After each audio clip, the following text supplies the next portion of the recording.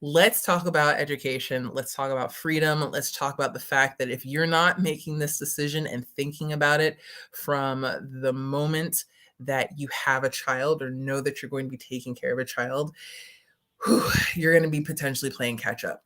Correction, you will be playing catch up. So, when it comes to education freedom, I would love to hear what this means for you. Be sure to share it in the comments below. And we're going to talk about just how vital understanding what freedom means and how that relates to education then changes and transforms how we show up for ourselves and for our children. Okay, so this is a point that's really, you can say it's near and dear to my heart, but it is something that is a part of my being in a way that is difficult to put into words. So I'm going to share a story with you.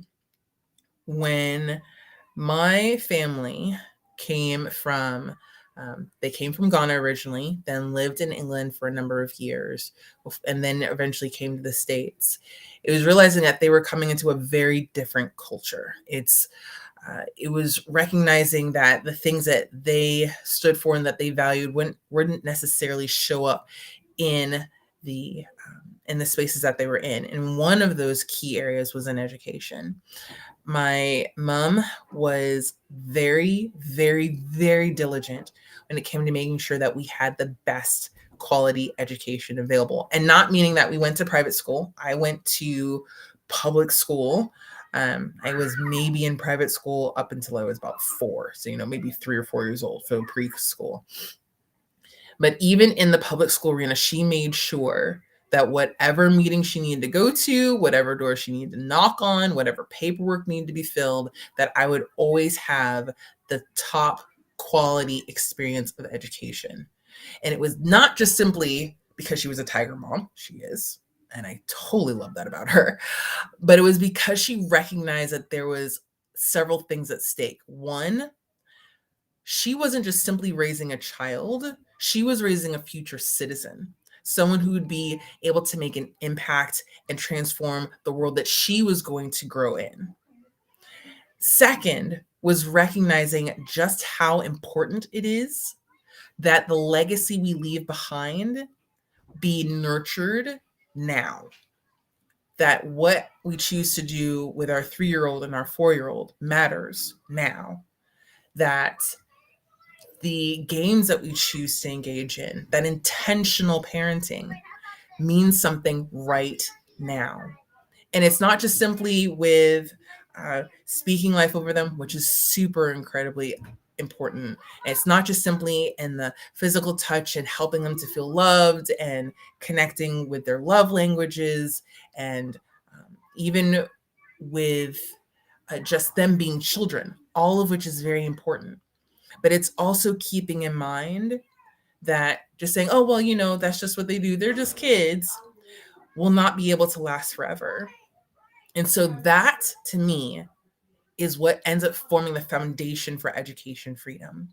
That we as parents, we as mamas, have a distinct responsibility and calling to ensure that the learning, as well as the experience of learning, is beneficial for our children. And I'm not just simply saying, well, I'm going to let the teacher figure out what it is that my kid needs to learn, or I'm going to just expect that, they'll just go through the system, because that's just what you do. You go to high school, you go to elementary school, middle school, high school, then you go up to college and you get a good job and you get married and then you have kids and you repeat it all over again. It's not that.